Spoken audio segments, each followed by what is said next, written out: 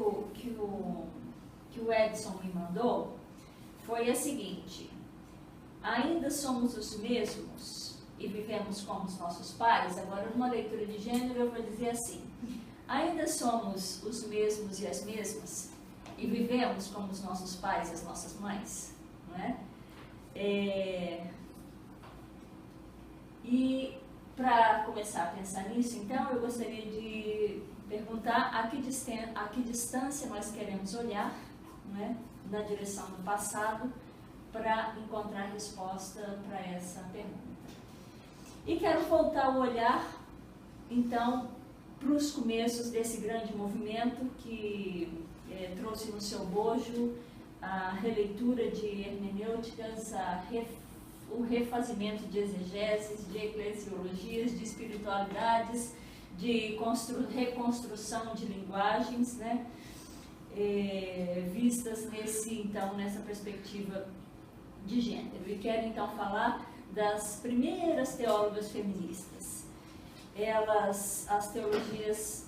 Bom, então, vou começar pela Europa, que foi, eu acho que mais ou menos a gente concorda que, pelo menos, as teologias feministas, no formato que a gente as tem, né, as conhece, começaram, então, na Europa, Estados Unidos, embora depois, obviamente, que a pesquisa atual nessa área de gênero mostra que já mulheres em muitos lugares aqui na América Latina, eu vou mencionar o nome de uma mulher que já em 1600 é identificada como, não é, como sendo uma mulher que se coloca em termos até teológicos mesmo, etc. Mas, de qualquer maneira, toda essa pesquisa, ela começa a ganhar corpo, ela começa a partir dos anos 60. E na Europa, os catalisadores, então, para o desenvolvimento das teologias feministas, porque eu falo no plural, porque são muitas, não é? Foram o Concílio Vaticano II, 62 a 65, o trabalho do Conselho Mundial de Igrejas, a influência do movimento feminista secular, a emergência de estudos multidisciplinares sobre mulher e o estímulo dos escritos de mulheres norte-americanas, que já naquela época, não é, estava acontecendo também, se desenvolvendo. E então esse aí foi meio que assim, o caldo que deu possibilidade para que essas teologias feministas começassem a aparecer. Em termos europeus, a teologia feminista pode ser, as teologias feministas, os momentos diferentes, podem ser divididos em três fases, de 1960 a 1975. Nesse período, diversas mulheres tiveram um papel importante no processo de criação da consciência acerca da posição da mulher na igreja e na tradição cristã. O primeiro material assim, que a gente se consegue identificar é de Elisabeth Gossmann, chamado A Mulher e Sua Missão, produzido em Freiburg, na Alemanha, em 1961. Depois, Gertrude Heiselmann escreveu Não Permaneceremos Silenciosas. As mulheres se manifestam acerca do Concílio Vaticano II. Isso foi em Zurique, em 1964, no ano em que eu nasci. Depois, Mary Daly escreve A Igreja e o Segundo Sexo, em Friburgo, mas aí na Suíça, em 1968. A primeira bolsa de estudos acerca da posição da mulher na tradição cristã foi dada a Kari Borgesen, na Noruega, para estudar o pensamento de Agostinho e Tomás de Aquino. E ela publicou depois um livro intitulado Subordinação e Equivalência, em Oslo, em 1968. Bem, a Elisabeth Schüssler-Fiorenza, né, que talvez seja um nome que a gente mais ouve falar com mais frequência. O primeiro trabalho dela também, mais ou menos desse período, de 1964, desse período, 64, chamou-se O Parceiro Esquecido, Fundações, Fatos e Possibilidades relacionadas à participação profissional das mulheres no trabalho salvífico da Igreja. Bem, ao mesmo tempo, nesse período, as atividades no Conselho Mundial de Igrejas, as atividades do Conselho Mundial chamavam a atenção para a questão da posição das mulheres na igreja e na sociedade. Desde o começo, houve não é nem sensibilidade, houve um compromisso firme por parte do Conselho Mundial de Igrejas com essa questão de gênero, com a questão das mulheres. Em 1953, foi estabelecido um comitê que enfim, o nome do comitê era Acerca da Vida e do Trabalho da Mulher na Igreja. O comitê foi fundado em 1949, na verdade. Em 1953, foi reorganizado, esse comitê que tinha esse nome, e tornou-se o Departamento de Relações de Homem e Mulher na Igreja e Sociedade. Desse processo aí, muitos estudos, consultas, publicações, resultaram desse processo. E a publicação mais significativa, nem sei se pode falar assim, mas enfim, talvez a mais bojuda, né, que saiu desse processo, era intitulada A Comunidade de Mulheres e Homens na Igreja. E isso foi um catalisador para que na Assembleia de Nairobi, no Quênia, em 75, fosse criado um programa específico de mulheres no Conselho Mundial de Igrejas. Então, obrigada pelo café, viu? Sempre pelo lanchinho. É a minha contribuição aqui. E aliás, eu tenho que tomar, senão esfria. Vocês não vão tomar café, não? Para depois? Tá bom. Então, e aí em 75, também se criou lá na própria Assembleia do Conselho, lá em Nairobi, então se decidiu pela criação de um programa, dois programas importantes foram criados, o Justiça, Paz e Integridade da Criação, que tem a ver com gênero de maneira indireta, também por conta de toda a recontextualização do que significa criação, né? Mas também a década ecumênica de solidariedade, isso foi mais tarde, foi lançada a década de solidariedade com as mulheres, porque a década terminou quando eu estava em Genebra ainda, acho que em 2010, então foi lançada em 2000. Mas enfim, quero dizer que o Conselho Mundial de Igrejas, no contexto do Conselho Mundial de Igrejas, desde o começo, na verdade, houveram processos que tomaram em conta essa questão de gênero, né? Programas e publicações, etc., até a gente chegar, então, na década ecumênica de solidariedade com as mulheres. Agora tem um outro departamento, a década terminou, mas a questão de gênero continua bastante presente ainda nos trabalhos do Conselho. Bom, depois de 75 a 1985, é uma outra fase dessa coisa da produção das teologias feministas, com desenvolvimentos estruturais mais importantes, né? Tipo assim, o Ano Internacional da Mulher, enfim, em diversos lugares, então foram criadas estruturas mais estruturas para a questão de gênero, de fato. E de 1985 até o tempo presente, né, as mulheres meio que começaram a sair só do âmbito das igrejas e ir para as universidades e estabelecer essa relação de universidade com os seminários de teologia e tudo isso. Então, um outro tipo de produção, né, de fase começa aí a partir de 85, né? Bom, nos Estados Unidos, enquanto isso, né, também muitas mulheres trabalhando com essa perspectiva de gênero. Eu trouxe ali um livrinho da Phyllis Tribal, não é Tribal, é Tribal, eu acho que uma vez me corrigiram, eu falei Phyllis Tribal e alguém me disse que era Tribal, então eu vou dizer Tribal, mas na minha cabeça é Tribal.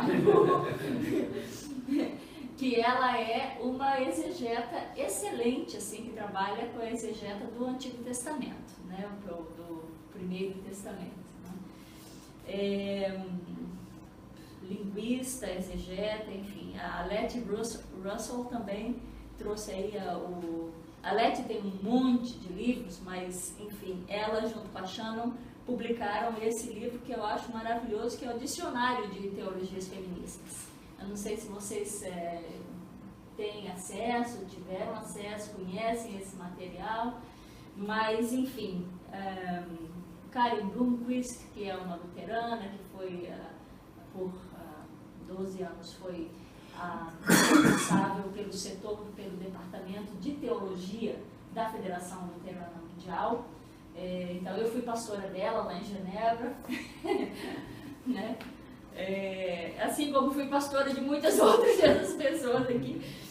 Mas, enfim, na África, não é? Musimbi Kanyoro, Mercy Amba Oduyoye, muitas outras teólogas africanas, asiáticas, sul-asiáticas. Ali tem um livrinho que eu trouxe que eu acho maravilhoso, lindo, que é da norte-coreana Yoon Chun, e depois vou falar um pouquinho da perspectiva da Yoon Chun quando ela foi em Genebra em 2005, uma coisa que ela falou que me marcou muito em termos de hermenêutica, não é? Bom, as latino-americanas, a gente chega então na América Latina, estou fazendo um passeio assim, gente, só para a gente ver como que é cumprir nesse caminho, viu? Tá?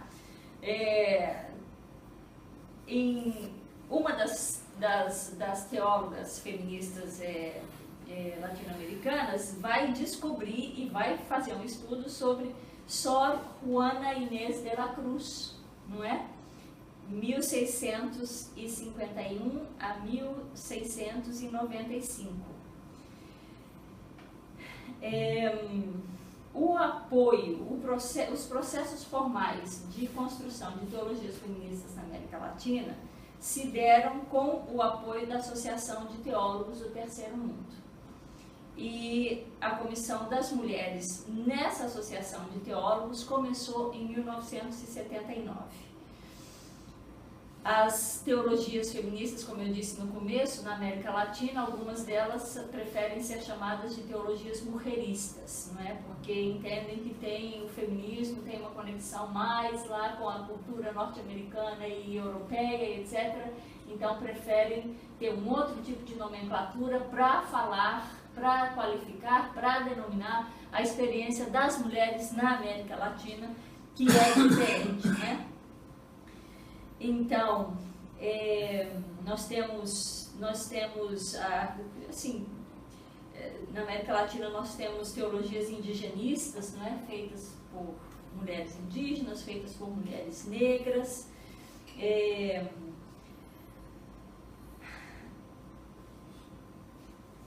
Bom, vamos lá. Vou continuar caminhando aqui, senão eu não chego na nossa enfim, nós aqui. Então, no Brasil, eu gostaria de mencionar rapidamente também algumas mulheres, né? Ivone Gebara, a Maria Clara, que vem aqui falar para vocês, acho que daqui a 2 meses, não é isso? Sempre a última aula. Ela que vem. A última aula ela sempre vem. A Maria Clara, a Wanda Deifeld, que é lá do Sul, agora está nos Estados Unidos, mas ela sempre foi lá da Este, né? Sistemática. Ivone Richterheimer, que trabalha com o Novo Testamento, o Segundo Testamento. A Nancy Cardoso, que trabalha exegeta do Primeiro Testamento, né? A Silvia Regina de Lima e Silva, que é uma teóloga negra, trabalha com teologia negra. Graciela Chamorro, que trabalha com teologia indígena. A Cimei Monteiro, que trabalha com música, que trabalha com a questão da liturgia, não é? Então, eu trabalho com a questão de liturgia também. Eu estou mencionando mulheres, mas não são só mulheres que trabalham nessa perspectiva de gênero, não é? Homens, há muitos homens teólogos e, enfim, liturgistas né? Vocês se lembram, talvez, não sei se vocês tiveram a oportunidade de conhecer ou não, mas pelo menos a música dele vocês conhecem, o Ernesto Cardoso, não é, que compôs o Momento Novo. Na verdade, Ernesto compôs com um grupo, mas né, é o autor principal daquela canção Momento Novo que a gente canta por aí. Foi meu colega, eu trabalhei com ele no ISER, foi com ele que eu comecei a trabalhar com liturgia, não é? Bem, esses nomes todos e essa passeada um pouquinho histórica que eu estou fazendo é exatamente para a gente ter um pouco dessa percepção, não é? De que há um trabalho enorme, há um trabalho consistente, um trabalho de muita profundidade teórica, acadêmica e também prática, não é? De fazer releituras, de fazer reinterpretações em termos hermenêuticos, né? A gente trabalha, vou mencionar um método hermenêutico só que não nasce em nós, né? Não nasce nas mulheres feministas, nasce já nos filósofos, diversos filósofos, né? Questionando o uso da linguagem, mas a Fiorenza então foi aquela que trouxe a hermenêutica da suspeita, não é? Para dentro do conceito, para dentro da questão da teologia e para dentro da questão da teologia feminista, né? Da teologia feminista. O método da suspeita não é, como eu disse, não é das mulheres, é do Paul Ricoeur, não é? Que fala da interpretação como exercício de suspeita. O Jürgen Habermas, ele já falava também que ele moveu a discussão que foi, enfim, começada que foi feita anteriormente por Schleiermacher, por Nietzsche, por Heidegger, por Gadamer e outros, não é? Acerca da análise da linguagem. Ele move isso para a questão da crítica ideológica, né? E ele insiste, então, dizendo que os processos, que é preciso reconhecer as possibilidades de dominação dentro de qualquer processo interpretativo, né? Então, ele trabalha com a questão da crítica ideológica, né? Bom, então, quando a Fiorenza em 1992, ela traz essa coisa da hermenêutica da suspeita para dentro do contexto teológico, para dentro do contexto da teologia feminista, né? E ela, então, faz isso meio que também num diálogo com Paulo Freire, não é? Que é a coisa a Fiorenza, ela diz que, na verdade, há duas coisas que motivaram, assim, essa hermenêutica da suspeita para dentro da coisa da teologia feminista, que foi o processo de conscientização, por um lado, e a análise sistemática, por outro. E aí, num diálogo com as categorias de Paulo Freire, né? Vai então introduzir para dentro da teologia essa possibilidade de aprender a discernir as contradições sociopolíticas, econômicas, culturais e religiosas. Bom, tá bom, então vamos lá. E aqui vem a minha pergunta para todos nós nesse momento, né? Quer dizer, tem toda essa trajetória, né, de 50 anos aí e mais, não é? Porque as pesquisas atuais mostram, enfim, a participação de mulheres e como a gente vai ver com todas essas exegetas aí que fazem o trabalho de buscar no próprio texto bíblico, não é? A presença de mulheres e imagens do divino, imagens femininas do divino, atributos femininos para Deus, não é? Recompor um pouco a imagem de Deus, considerando, por exemplo, a coisa do espírito, né? O original hebraico da palavra espírito, que é feminino. Então, enfim, tentando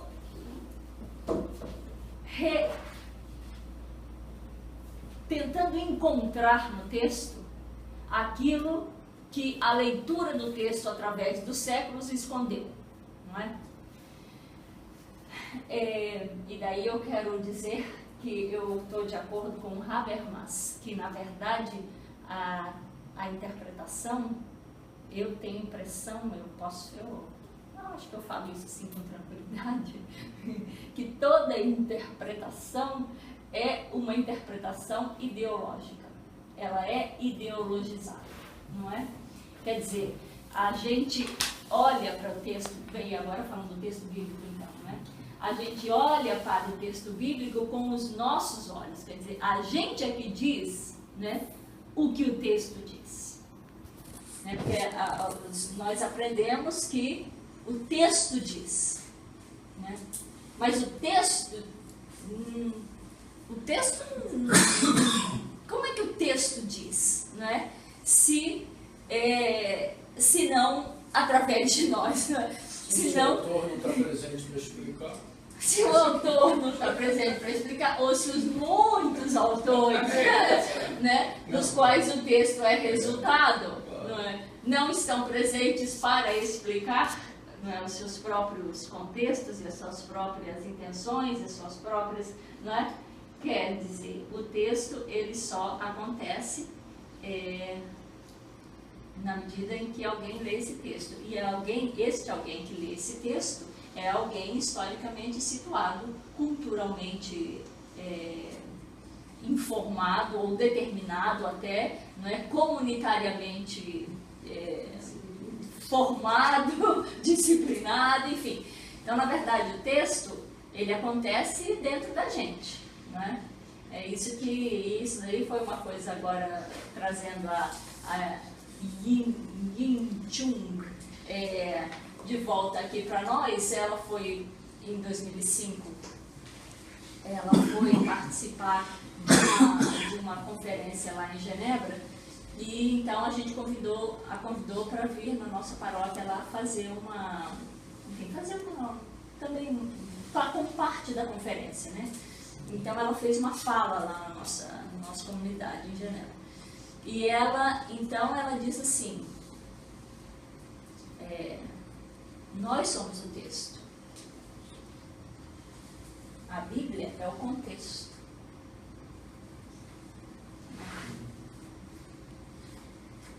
E aí eu fiquei pensando nisso depois, né? Caramba, como assim, né? E aí eu digo, bom, mas é verdade, porque na verdade o texto, ele acontece em nós. Né? Quer dizer, a palavra de Deus, ela é aquilo que acontece quando eu a encontro, quando nós a encontramos, quando nós encontramos o texto e o texto nos encontra. E esse encontro possibilita um mergulho para dentro das possibilidades de amor, de energia, de força, daquilo que a gente acredita que é bom, que libera, que liberta, que faz a gente feliz, que vai fazer o mundo da gente feliz, né? Então, quando você, né, é uma chave de leitura que é completamente, quer dizer, é uma inversão, né? É invertida, é a inversão daquilo que a gente tradicionalmente aprende, não é? Assim, pelo menos daquilo que eu aprendi de como ler a Bíblia, não é? Quer dizer, claro que a gente, eu me lembro lá dos meus professores lá no Seminário Batista, quando a gente ia estudar, né? Quando eu estudava lá, e aí aquelas regras de interpretação bíblica e tudo, né? O texto tem que ser entendido à luz do seu contexto, né? Uma regra assim, de interpretação importantíssima, fundamental e tudo. Mas também me lembro que um dos professores, ele dizia assim, olha, a leitura do texto bíblico né, você usa óculos para ler, né? Quer dizer, você lê o texto através dos óculos, de óculos. Os óculos são exatamente tudo aquilo que te compõe, não é? É a coisa cultural, é a coisa familiar, são os valores, são, sei lá, os seus desejos. Não, naquela época eu não podia falar em desejo lá no Seminário Batista, em sala de aula, né? Mas enfim, porque daí já podia, né, coisa da sexualidade, isso daí não podia falar.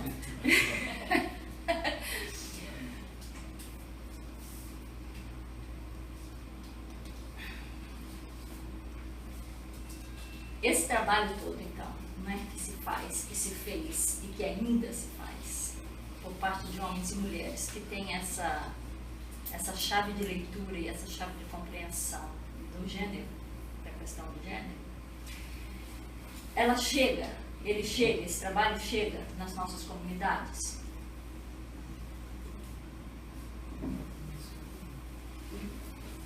Né? Acho que isso é uma pergunta assim, importante, né? Eu ia justamente perguntar isso, né? Qual é o diálogo entre tanto academicismo, a gente fez um que é o máximo, com as igrejas. As igrejas, exatamente. Porque esse rigor é o problema, não é só da teologia feminista. Não é só teologia, é o problema da questão acadêmica, reflexiva, desse mundo intelectual que tem coisas brilhantes, que avança, mas que às vezes não tem interlocução nenhuma com a realidade. Então é interessante a gente pensar que esses movimentos geralmente são movimentos que se dão nessas elites, né? Esse pensamento, etc. Como é que isso chega lá embaixo, né? Realmente. Então, como é que chega lá embaixo? Primeiro tem que ter decisão política para poder chegar embaixo. Senão não chega. Né? Quer dizer, tem que ter decisão política, tem que ter decisão institucional para poder chegar. Agora, mesmo quando há decisão política e institucional, os processos são longos. Exatamente, porque na verdade isso significa que você tem que construir uma cultura, e aí não vou falar nem da cultura ampla, cultura, né, macro, enfim, do país, da cidade, ou dos jovens, ou nenhuma categoria grande desse tamanho, não. A cultura para dentro da comunidade, não é? Tem que fazer um processo de reconstrução cultural, religiosa, teológica, para que essas visões, para que esses conhecimentos, para que essas novas interpretações, para que essas possibilidades de leituras diferenciadas sejam comunicadas, cheguem lá, né? E esse processo é um processo muito doloroso também, não é? É doloroso para quem faz, para todo mundo. Não é uma coisa fácil. E é incrível como é que... Vou contar uma experiência daqui a pouquinho que aconteceu comigo, não faz muito tempo atrás, que é para ilustrar um pouco essa coisa, né?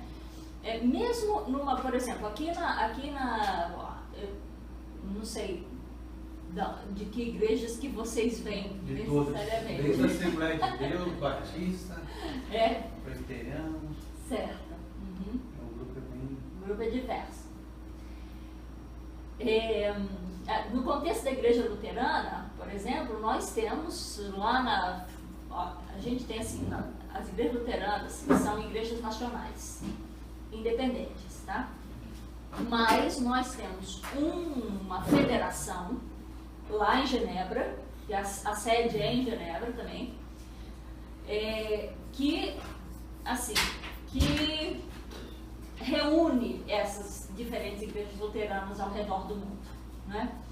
Então, a gente não tem não é uma estrutura hierárquica como a católica romana, por exemplo, que o que Roma determina se faz, né, ao redor do mundo, mas lá as igrejas luteranas nacionais se juntam lá, tem uma assembleia a cada 6 anos, e dessa assembleia se tiram as orientações gerais para as igrejas luteranas ao redor do mundo, né? Então, uma das orientações gerais, né, quer dizer, a Federação Luterana já tem um departamento de mulher, de gênero, há muitos anos, né? Recentemente não, em 2010, a assembleia que houve em Stuttgart, na Alemanha, houve uma orientação geral, assim, não é?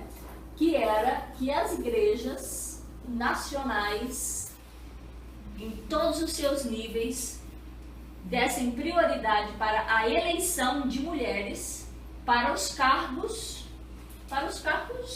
mais altos da igreja. Então, bispa, em alguns lugares a igreja luterana usa essa terminologia de bispo, tá? Aqui no Brasil a gente não usa, a gente usa pastor sinodal. Então, pastor sinodal, ou bispo, ou bispa, ou presidente da igreja nacional, né? Então, a igreja luterana, que já faz trabalho de gênero há muitos anos, né? Aqui no Brasil, a igreja luterana ordena mulheres desde o começo da década de 80, né? Então, tira essa orientação geral e isso daí vai para as igrejas, né?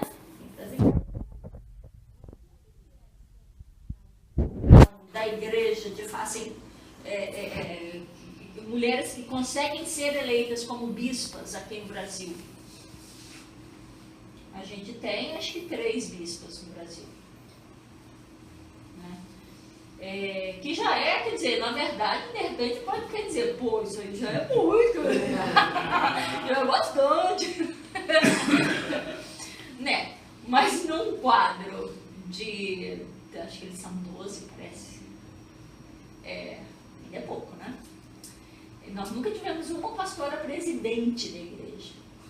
Aqui Você no Brasil. agora, vamos fazer campanha. Nunca tivemos.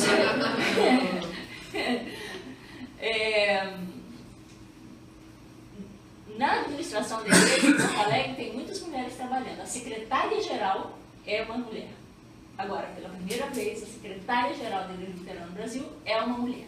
Né? Então, mas isso aí, assim, tem a coisa, não é? A orientação, mas até que isso consiga se tornar realidade na prática mesmo, isso leva muito tempo, gente. Né? Então, eu, por exemplo, agora vou contar uma história para vocês, uma experiência que eu tive recentemente. Em 2010, se não me engano, eu concorri a uma vaga ao pastorado de uma paróquia aqui no Rio de Janeiro. E eu vim para a entrevista, não é? Vim lá de Genebra, paguei minha própria passagem para vir aqui me apresentar, porque, enfim, amor, carinho, compromisso histórico com a comunidade, etc. e tal, parará. Chego lá na comunidade, faço culto, né? Depois tem a entrevista. Na entrevista, a entrevista durou umas 2 horas por aí. Estou falando de um lugar de gente intelectualizada, tá? Que está na academia, que está discutindo coisas por aí, não é?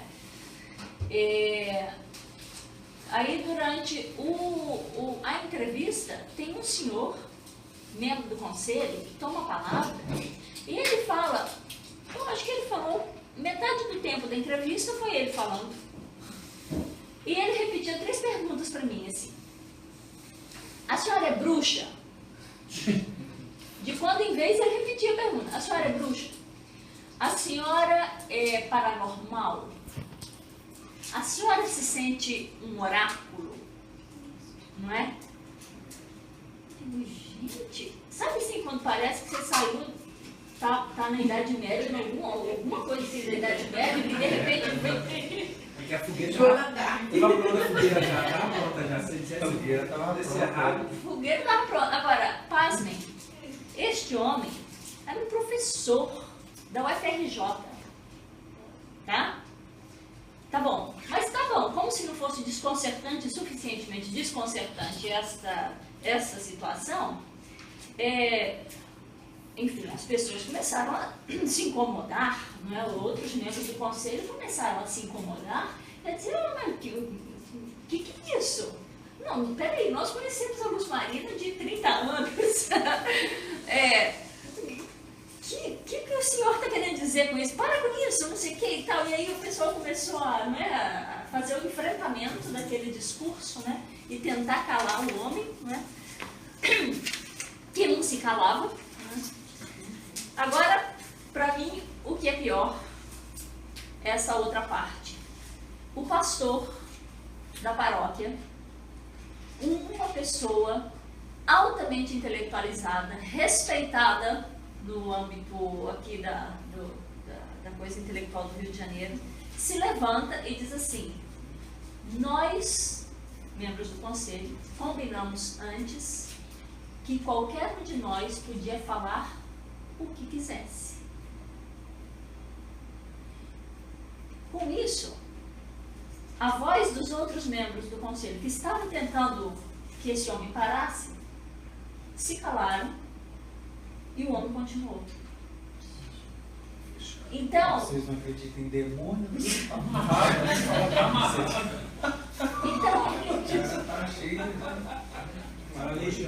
Veja só, gente, um discurso que é um discurso misógino. Isso é misógino? Isso é misoginia. Não é? É um discurso,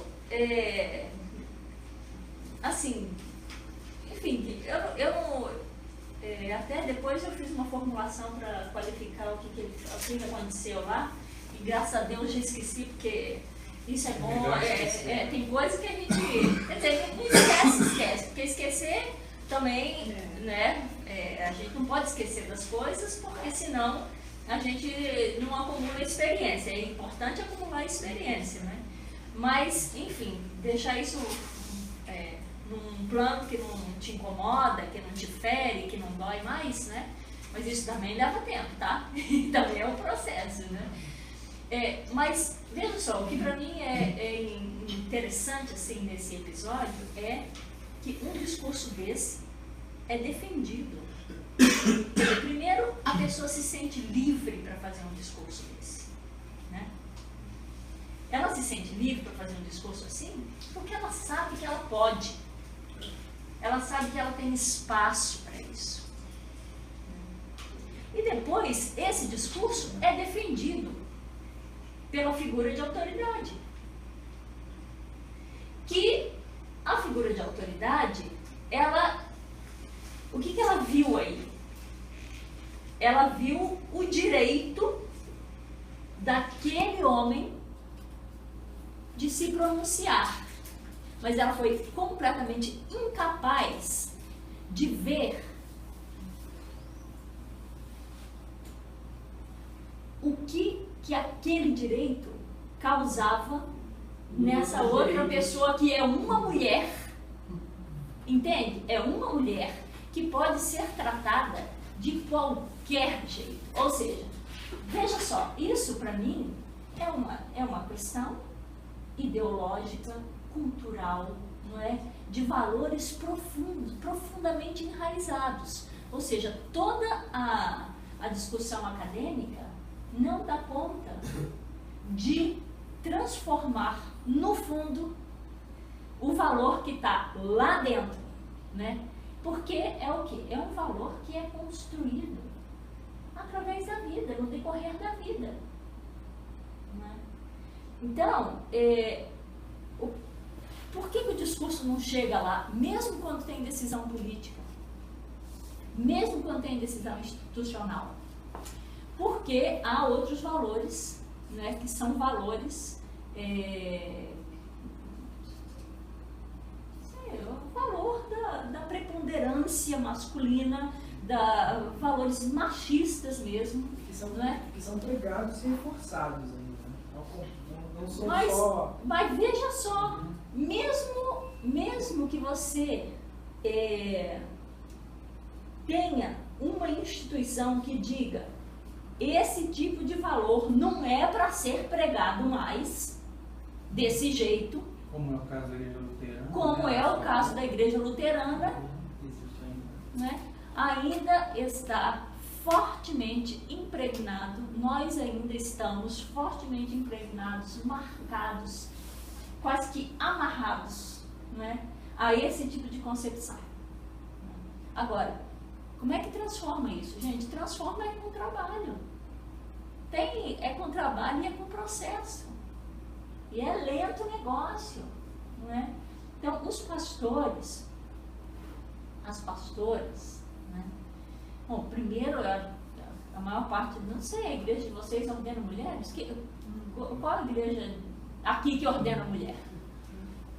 A Igreja Batista, ela recepciona muito bem a mulher para trabalhar. Sim. Aí ela é muito bem-vinda. Para servir, Para claro. servir. Isso. Mas se mexer em qualquer estrutura do poder rígido, né, que tem, aí não pode. Porque aí ela vai mexer com todo o poder, e o poder, ele, no caso desse senhor, ele jogou toda a erudição dele de lado, porque a sua figura ali estava mexendo justamente com aquela estrutura de poder rígida. Exatamente, isso. O fato da senhora ter se candidatado foi de uma ousadia tão grande na imaginação dele, que ele naquele momento deixou de ser um erudito, um professor, e passou a falar o senso comum, porque o senso comum ia fazer mais efeito. Certo. Por isso que ele falou em bruxaria e tudo, porque ele estava simplesmente no desespero. Certo. Entendeu? Se a senhora saiu daí apavorada, ele estava também tão impactado quanto. Por causa da sua figura. Já valeu a pena. Não, Não, eu acho que já valeu a pena.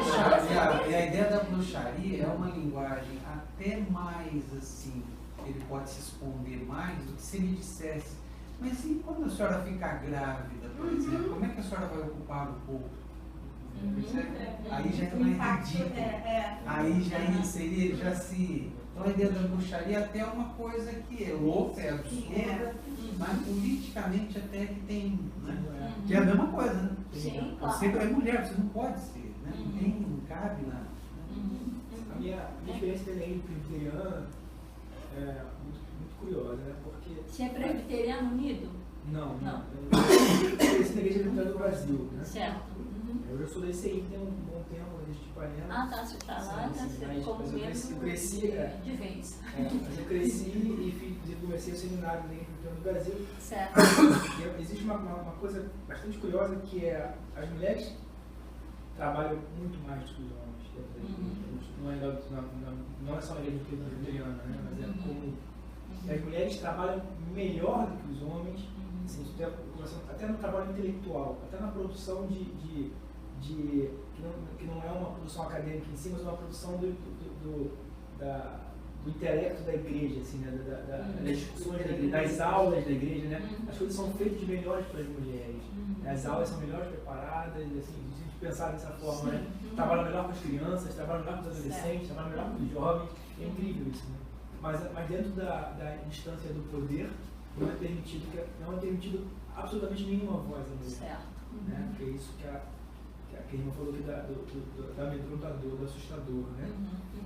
E algumas experiências, meus pais sempre foram ligados à liderança, algumas experiências bastante constrangedoras com problemas sexuais envolvendo pastores e presbíteros, em que a discussão continuava na instância do poder e em nenhum momento se falava das mulheres que viveram essa situação. Né?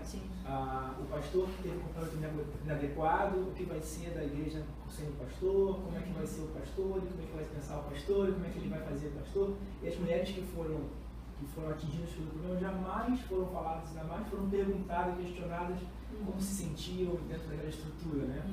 Eu tive até o caso de uma amiga que foi estuprada pelo Espírito Santo e aconteceu a mesma coisa, ficou uma discussão de poder que chegou até ao nível do Supremo Conselho da Igreja, do mais do pastor, e a menina foi completamente esquecida na estrutura, quer dizer, colocaram a menina de lado, como assim, a ela isso é possível que acontecesse, né? Quer dizer, isso cabe a ela, mais ou menos assim. Né? Eu duvidei que ela causou, né?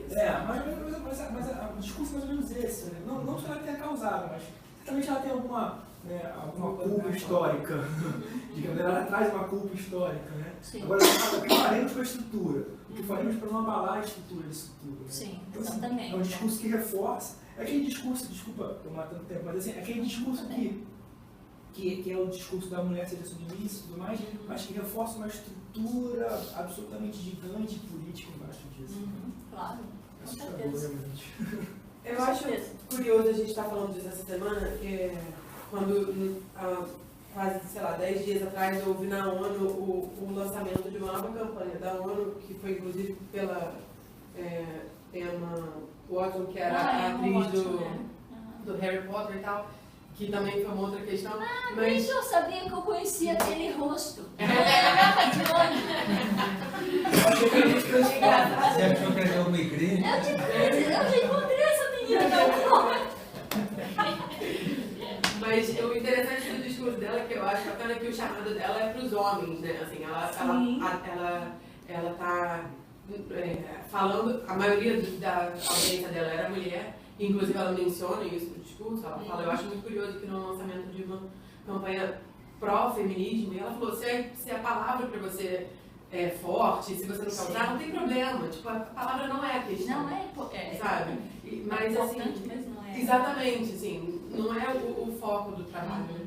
E aí, no meio do discurso dela, ela fala assim, é importante que os homens olhem para isso, porque tanto homens quanto mulheres têm o direito de ser sensíveis e o direito de serem fortes. E enquanto o homem coloca a mulher nessa posição de submissa, ele tem que se colocar numa posição sempre de uma autoridade opressora. Sim. Então, na verdade, assim, isso não é bom para ninguém. Faz mal a ele. Exatamente. Faz Então, mal aos homens, quando a gente faz esse chamado, é um chamado até para o homem repensar a posição dele no mundo que não requer mais isso dele. E essa coisa da igreja, e eu vejo um paralelo muito nisso, que eu acho que a gente fica falando, as mulheres trabalham muito melhor, não sei o quê, porque, na verdade, não foi dado espaço ao homem também de trabalhar com crianças, por exemplo. Sim. Durante muito tempo, a visão do homem que trabalhava com criança na igreja era de, pô, meio estranho, hein? Né? Sim. Tipo, ele se dá tão bem com as crianças, tem esse jeito mais sensível, não sei. Né? A gente ri porque a gente sabe que isso é verdade. E é uma coisa ridícula. Né? Se você para pensar, um cara que trabalha com adolescente, mas vai lidar com as adolescentes como? Como é que vai falar da questão sexual com as adolescentes? Tem que tomar cuidado com isso, porque as adolescentes estão numa fase muito impressionável. Então, na verdade, a gente tem isso. E eu digo a gente porque eu tenho que me controlar para não agir nesse pensamento, porque o primeiro pensamento é esse. Sim. Né? Então, eu acho que tem uma questão que quando a gente fala até das teologias feministas, o meu trabalho de conclusão do seminário, há 10 anos atrás, foi sobre o feminino no Antigo Testamento, o gênero, né? E eu lembro que no discurso do professor na nossa formatura, ele fez um comentário que na hora foi tão ofensivo para mim. Ele falou, a gente teve várias monografias, teve até uma mulher, veja só, escrevendo sobre a mulher no Antigo Testamento. Tipo, como se fosse uma coisa de lugar comum. Sim. E eu era a única mulher me formando na minha turma. Então, assim... Você era? Então, assim, ficou óbvio para todo mundo que a pessoa que tinha escrito era eu, né? Sim. E aquilo foi uma coisa assim, muito ruim pra mim, sabe? Tipo, eu não tinha votado nele pra ser o professor... Eu esqueci o nome. Paraninfo? Mas a turma tinha votado, então era uma coisa democrática e tal. E ele tava falando assim, né? Tipo, eu até li, né? Porque eu tenho que ler todas as monografias. Então aquilo pra mim foi uma coisa muito horrível, assim, né? E quando na verdade, hoje em dia eu olho, 10 anos depois eu posso olhar e pensar assim, cara, eu fui uma mulher que começou com outras 10 mulheres na turma, eu fiz o curso até o final, eu me formei, eu fui orientada por uma outra mulher, e existia muito mais Quem era o seu professor? Era esse professor? Não, a professora Não, a sua orientadora? A Teresa Kiel. E eu, assim, me vejo hoje em dia numa situação de muito privilégio, assim, eu tive essa coisa que a gente tinha do chamado, né? Quando eu tinha 12 anos de idade, eu falei pro meu pastor na época que eu queria ser pastora. Sim. E ele me colocou para falar em vários debates e tal, e as pessoas olhavam, que bonitinha. Que legal. Que bonitinha. Ela tem 12 anos, ela quer ser pastora e tal. E isso pra mim sempre foi uma coisa assim, o olhar era sempre do tipo... condescendente, né? Tipo assim, a Lu é tão legal, né? Ela fala tão bem, né? Ela tá assim, deixa ela pensar assim, deixa ela querer assim. E na verdade foi uma coisa que eu tive que lutar muito contra isso bem recentemente, assim, até para pensar em voltar a estudar teologia, porque é uma coisa que fica na gente, na mulher. Porque a gente acha, eu vou trabalhar na igreja, eu vou trabalhar com criança. Eu vou trabalhar na igreja, eu vou trabalhar com adolescente. Né? Porque é o espaço que eu tenho. Sim. E não. Sabe? E é uma coisa muito difícil, porque além da questão teológica da coisa, que é uma questão, está tudo, né, no academicismo, não chega na realidade, tem a questão do feminismo da coisa. Né? Que as igrejas, por história e por tradição, não são feministas. Claro, né? Não, muito pelo contrário, né? São igrejas que, na verdade, trabalham com a mentalidade de androcêntrica, não é? Hierárquica. Sim, claro, né? Patriarcal. Sim. Tem uma vivência de vida associativa, não de igreja. Acho que eu via esse tipo de pensamento também muito presente nas próprias mulheres. Também. Que não aceitam outras, têm mais dificuldade em aceitar a liderança de outras mulheres. Isso mesmo.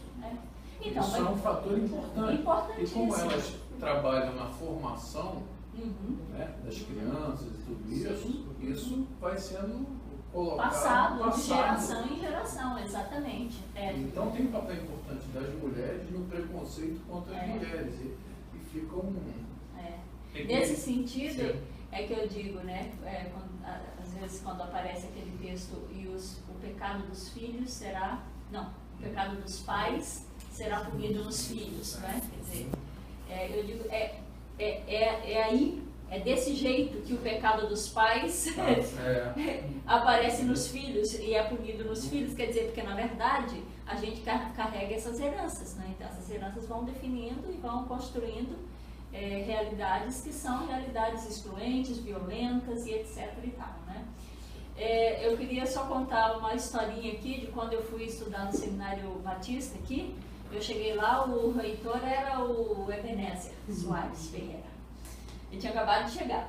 Aí eu cheguei lá do interior, eu sou do interior de São Paulo, mas eu passei 2 anos antes de vir para cá no seminário de Dourados, no Mato Grosso do Sul. Então vim transferida para cá e cheguei aqui e eu queria me matricular na teologia, né? Aí o reitor veio falar comigo, não, a minha irmã, mas a irmã sabe. Quando vem com esse parque, meu irmão, deixa a gente sabe onde é que vai. A irmã não sabe nada. Eu ficava assim, filho, puser a mão no ombro, então, puser a mão no ombro. Irmã, a senhora, não, teologia é o estudo que os homens fazem, né? Eu digo, eu sei. Então, não é para as mulheres. Eu digo, não, mas não é o estudo que os pastores fazem? Eu digo, então, é esse que eu quero fazer. Não, irmão, mas é que... aí ele disse assim, não, de repente a irmã poderia fazer o estudo que as mulheres, que normalmente é para as mulheres, não sei o que era lá no IBER, na época, né? Coisa de educação religiosa. Né? Eu digo, não, eu quero fazer o estudo que os pastores fazem. Aí ele disse, mas irmã, a senhora, você sabe que você não pode se tornar pastora, né? Eu digo, não, eu sei que eu não posso me tornar pastora, mas eu quero estudar o estudo que os pastores fazem. É esse estudo que eu quero fazer. Mas irmã, como? Mas por quê? Eu digo, porque Deus me chamou para isso. Aí botou. Aí eu Vai pra apelar, né? é para apelar, vou apelar direito. Aí ele não teve jeito, ele não conseguiu me reter, não é? Não pôde me... Enfim, aí ele deixou eu me inscrever na teologia. Graças a Deus. Mas tinha outras mulheres na teologia naquela época. Nós nos formamos, acho que éramos 4 mulheres na época que eu me formei. Mas eu vou contar uma outra experiência, que foi a da minha pregação no final do curso de teologia. Não é que a gente pode fazer uma pregação lá, quem quiser? Então, eu quis fazer.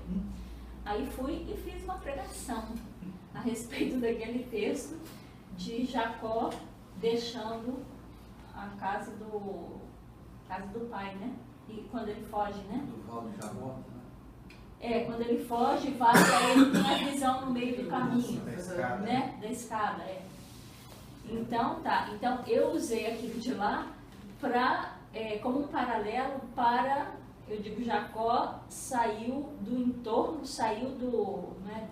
do entorno familiar para conseguir outras visões, ele queria outras coisas, ele queria aprender outras coisas, ele queria se encontrar com outra gente, ele estava num movimento de crescimento, num movimento de encontro, num movimento de não sei o que e tal. E a Igreja Batista precisa fazer isso, precisa sair do seu entorno para o encontro com outras igrejas, com não sei o que, para ampliar os horizontes, agrandar o seu quintal e não sei o que e tal. Usei uma linguagem desse jeito, falei isso. Pois olha, acabei a minha pregação. Reprovada. Reitor se levanta, doutor Ebenezer se levanta. Foi no microfone. Tudo o que essa moça disse aqui agora é mentira. Sim. Sem mais. Sim. Mentira.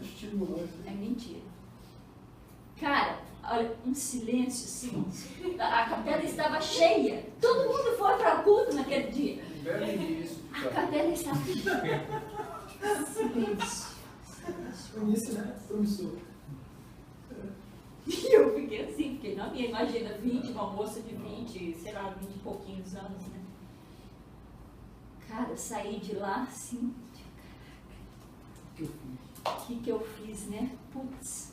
Mas enfim, eu sempre fui, eu nunca tive medo, assim, eu acho, nem sei se eu sou corajosa, mas eu não tenho medo, não tenho muitos medos, né?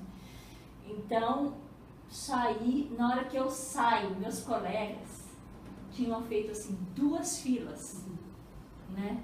Na porta da capela. Corredor polonês, né? Corredor polonês, assim, 2 filas, assim.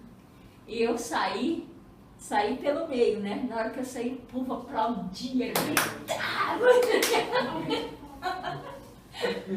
Aí dizem que virou lenda, né? Que eu virei lenda do Seminário Batista, porque essa experiência realmente foi uma experiência assim, né? Caramba, não sei se aconteceu com outra pessoa. Mas, enfim, essas estruturas são estruturas que estão muito alicerçadas, né? Culturalmente, teologicamente e tal. Como é que a gente faz para quebrar? Então, tem que ter decisão política, tem que ter decisão institucional, para que os operadores do discurso, não é? Que são os pastores, as professoras de escola dominical, para que esse pessoal aí seja formado de outro jeito, seja informado e seja formado de um outro jeito, e possa formar comunidades com uma outra mentalidade. Agora, é processo longo, a gente não pode ter ilusão de que isso se dá assim, não se dá, não é? Mas eu tenho um professor, eu estou estudando direito, eu estudei direito já há muitos anos atrás e agora voltei e estou no mestrado aí da UFRJ, estudando direitos humanos. E eu tenho um professor italiano e ele disse assim, outro dia ele disse assim, para que uma revolução aconteça, é preciso ter uma pessoa. Uma pessoa com vontade. Uma pessoa que acredita numa coisa, numa causa. E que levanta essa bandeira. E que segura firme essa bandeira. E outras pessoas virão. Outras pessoas acompanharão esta.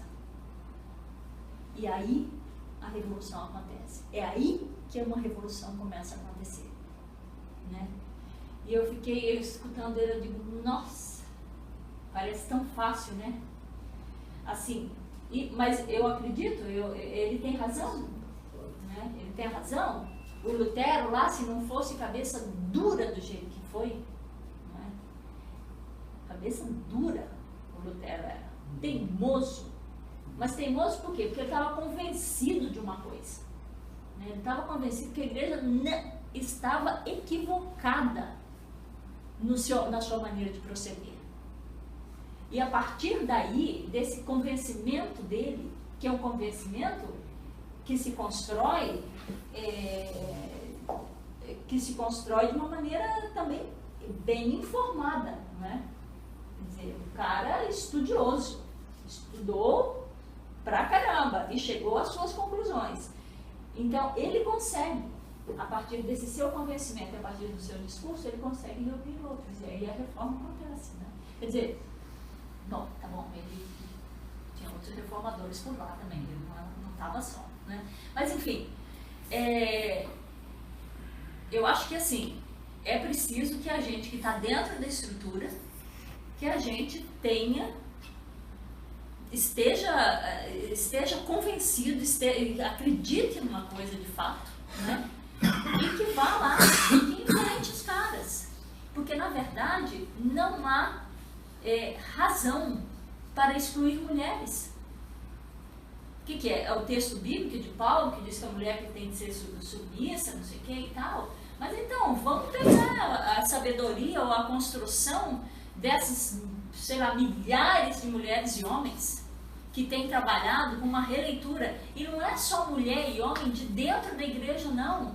Quer dizer, essa coisa interpretativa que vai trabalhar com, que vai desconstruir a linguagem, que vai desconstruir os conceitos, isso vem dos filósofos de outros lugares, não é o povo de igreja. Quer dizer, tem povo de igreja, claro, mas e eles também, às vezes, eram povo de igreja, né?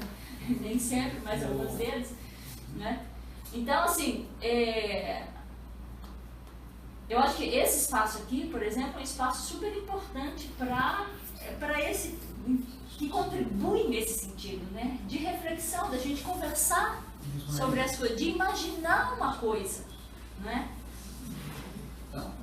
Nós temos que chegar no que está acontecendo agora, tá? Sim. Assim. Não, então nem vou falar para essa coisa da Bíblia, tal, sempre estou filmando, tá, se tiver tempo. Vamos lá. Não, então, porque na verdade, assim, eu acho que a gente tem já uma situação histórica, não é? De estruturas rígidas, de poder concentrado, não é? Na mão de determinadas pessoas, determinadas figuras, estruturas que privilegiam homens, mas alguns homens também. Né? Que também não são todos os homens, né? Que são privilegiados por essa estrutura, né? Então, para romper isso, precisa de mulheres e homens que tenham a coragem de dizer: não, tem outros jeitos de entender, né? A criação, a história da criação, não é uma história só, não é? Não é só a história que a mulher saiu da costela do homem, do lado. Tem a outra história, né? Que diz que mulher e homem foram criados à imagem de Deus, macho e fêmea os criou. Aquela é uma história também. Então, aquela história precisa ser contada. E por que essa história aqui é contada? Com o fim de dizer que a mulher é um ser secundário na criação, a ajudadora do homem, a que saiu do meio do homem, né, da costela do homem. Eu acho que até literariamente é uma história mais rica. É bonita, é uma história bonita literariamente. Mas o uso que se faz, o uso ideológico que se faz dessa história é dramático. É dramático. Né? É o uso para a sujeição mesmo das mulheres. Né? Então, assim, sabe, eu acho que a gente tem que estudar para poder construir argumentos sólidos, né? Para poder chegar e fazer o enfrentamento que nós temos que fazer. Né? Agora a gente é chata? É. Olha, putz, lá vem essa mulher de novo. Com esse discurso. Né? É assim que é. Mas à medida que os homens também forem fazendo essa construção, então aí eu acho que a gente tem mais possibilidade, a igreja tem mais possibilidades de ganhar outras perspectivas, né? E de tomar outras decisões. Né? Agora, complicado, esse processo já é complicado para dentro das igrejas históricas, né? Que já tem essas construções seculares aí de exclusão. E as igrejas históricas são as igrejas que estudam. Veja só, né? Mesmo a igreja que não ordena mulheres, o que tem toda essa, né, esse androcentrismo, baseado no androcentrismo e no patriarcalismo, na hierarquização dos valores, da fé, etc. Mas a gente estuda, a gente faz isso, quer dizer, as igrejas fazem isso, mas com base lá nos estudos que faz, não é? Escolhe os métodos que utiliza, mas tem método. Agora, você vai para o universo do neopentecostalismo, né?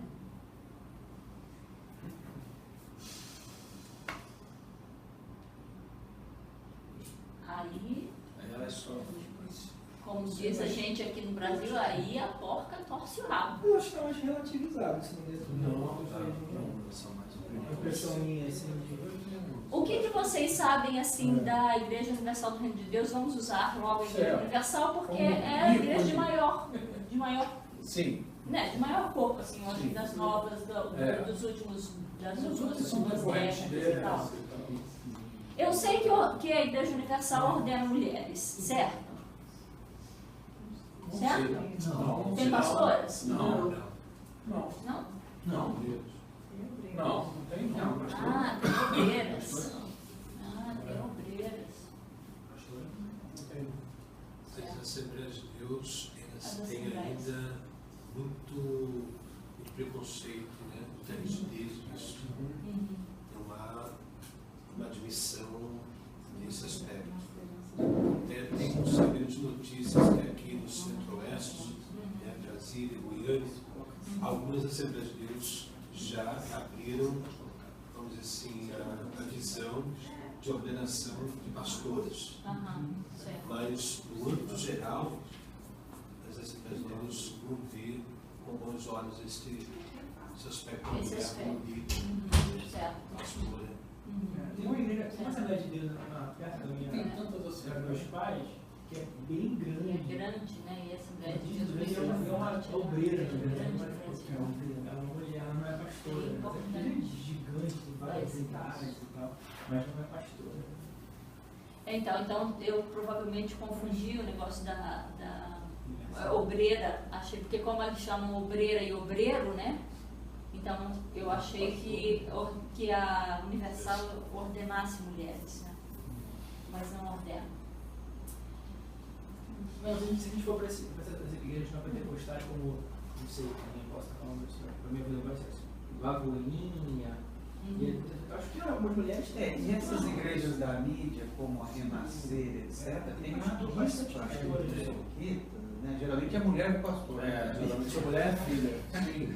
Mas eu acho que os processos eles são tão complexos, imprevisíveis e surpreendentes, que de repente até uma coisa como essa aí pode gerar um certo... Mas por que a mulher não pode ser? Olha essa mulher falando lá. Olha se ela fala umas coisas legais. Olha como, sabe? Então, no universo da pentecostal tem muita igreja com mulher.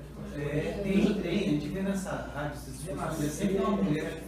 Eu escutei falando essa referência que o senhor está dando.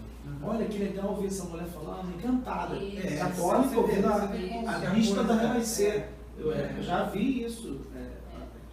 Agora, a questão dessa cultura material, né, reinante na sociedade, isso não é da sociedade, né, não é só do ícone religioso.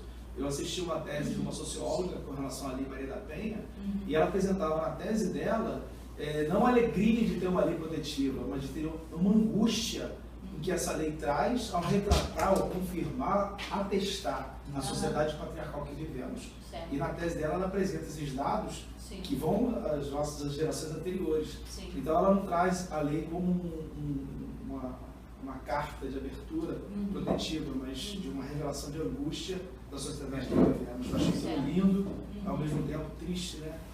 Saber que triste, salva, mas não retira a mulher dessa vitimização que é constante. Sim. Em relação a essas duas histórias, a impressão é que existe um grupo, porque isso é uma diversidade muito grande, existe um grupo que tem os seus conceitos.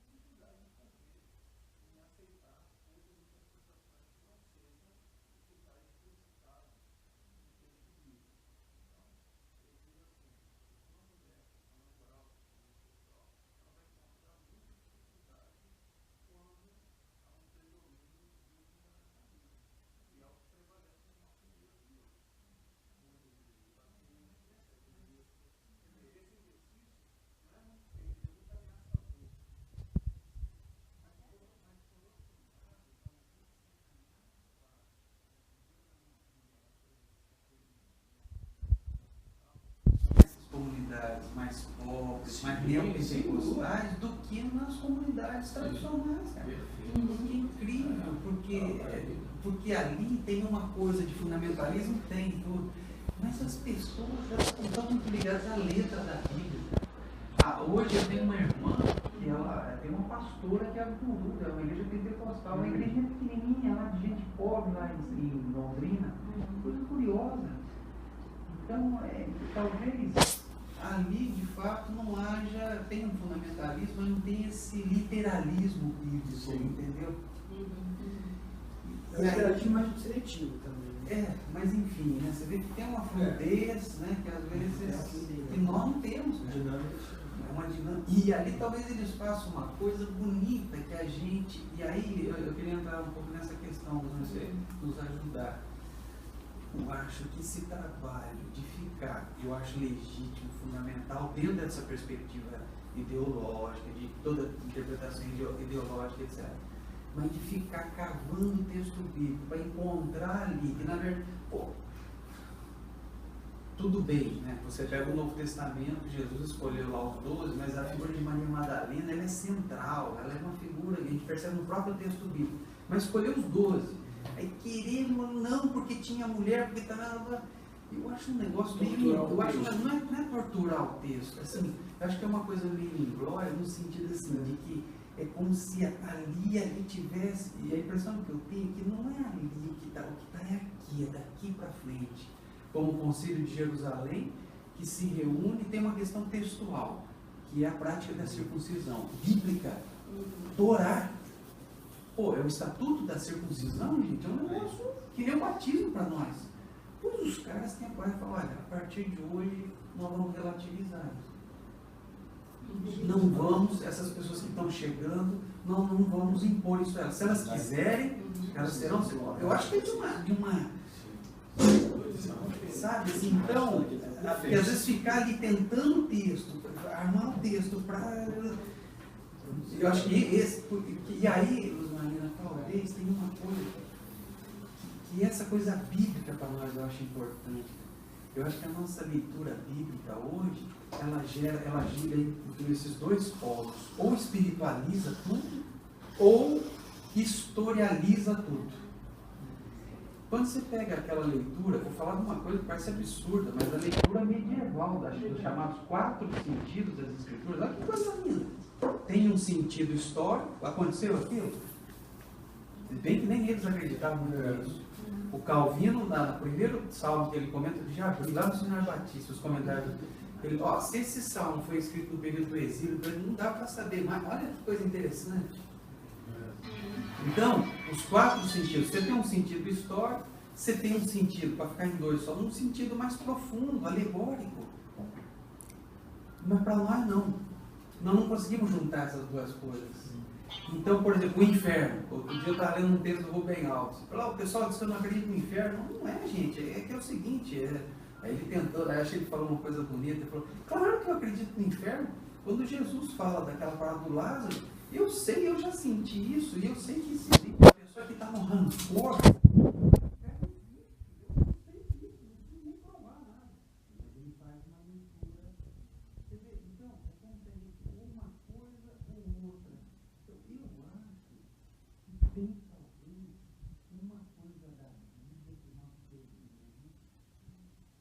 que é o seguinte, eu vou chamar de uma desestetização do texto bíblico.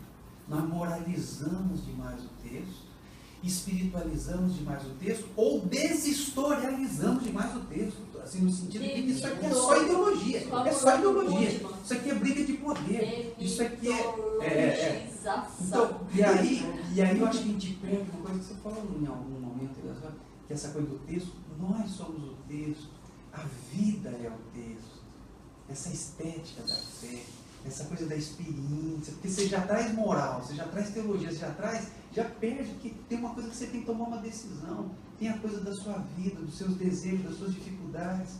Então é ali que o texto nasce, desse chão existencial. Eu acho que é isso que é uma coisa bonita, de uma leitura mais assim, né? Talvez quem tenha perdido da Bíblia. E a Bíblia, hoje, por isso que ela serve para tudo. Né? Tanto para justificar uma coisa, uma posição, quanto para justificar outra. Então, eu não sei, eu acho que a nossa leitura da Bíblia hoje é muito parcial, é muito pobre, e talvez uma bonita revolução, uma bonita redescoberta, como aconteceu em todos os períodos históricos, para nós seria uma coisa maravilhosa, dentro dessas perspectivas de gênero. Então, por exemplo, eu vou falar da questão da homossexualidade. O que diz lá o texto de Lucas, né, do Atos? Deus não faz acepção de pessoas. Essa é a questão. Então, nós não vamos relativizar o estatuto da escravidão, o estatuto até auto-falha, né, da circuncisão. Em nome desse princípio maior. Então, dentro do próprio texto bíblico, é lindo. Isso. Você encontra uma relativização daquilo que oprime o ser humano. Mas ali, dentro do texto, dentro dessa coisa mais... Então, eu acho que... Né, a gente precisa fazer uma coisa de hermenêutica, fazer uma aula de hermenêutica. Né, quais são as chaves que a gente usa para fazer a leitura do texto bíblico? Porque, na verdade, é isso. O texto bíblico, ele se presta a qualquer...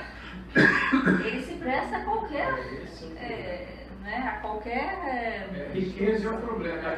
Qual me ajuda aí com a palavra? Propósito, né? A qualquer propósito. O texto bíblico, ele pode ser usado para justificar, né, qualquer coisa. Né? Então... Historicamente já foi. Claro, mas isso com certeza, né? E eu acho que, desculpa te interromper, que essa coisa da leitura do texto bíblico também, hoje em dia, o que a gente percebe muito dentro das igrejas é a leitura, a procura do texto para um fim que na verdade já existe, né? Exatamente. Quando na verdade a própria ideia de palavra de Deus é de movimento, né? Que a palavra hebraica.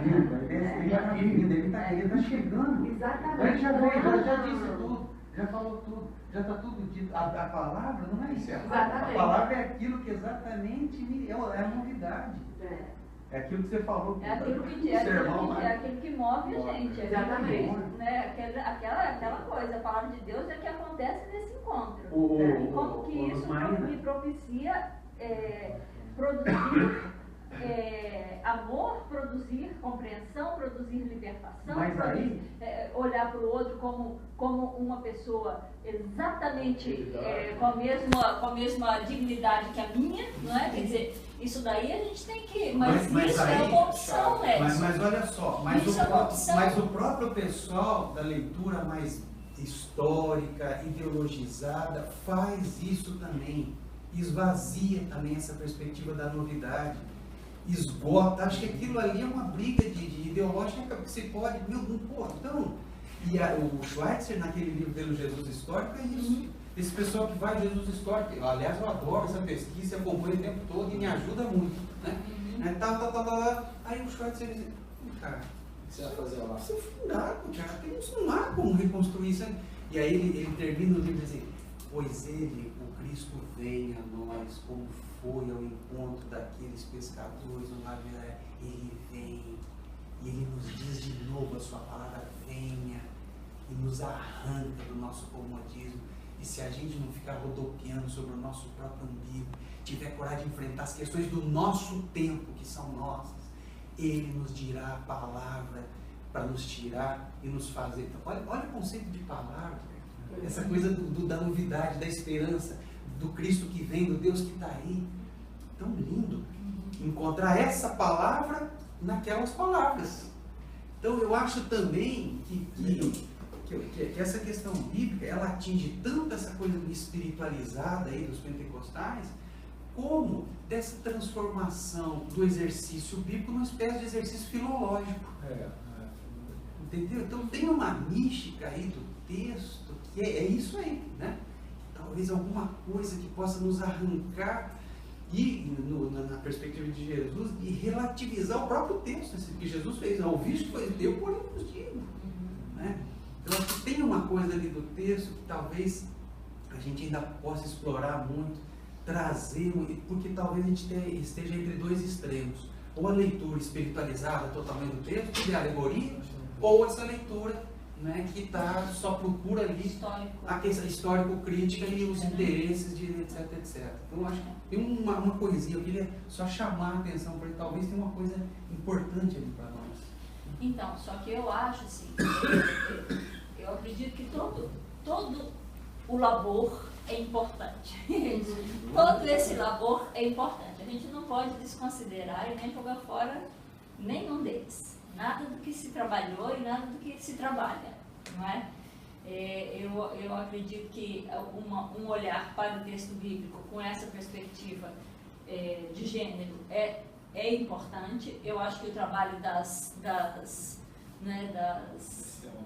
teólogas e também das exegetas e das filólogas e etc. é super importante. Quer dizer, como é que eu poderia saber, não é, se a Phyllis Treble não tivesse me dito, como é que eu poderia saber, eu que não aprendi hebraico, mas não consigo, já esqueci de hebraico, não lembro mais de hebraico, né?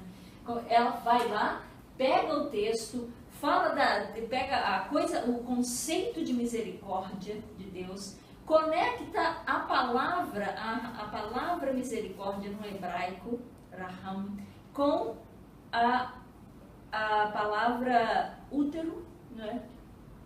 A palavra misericórdia vem da raiz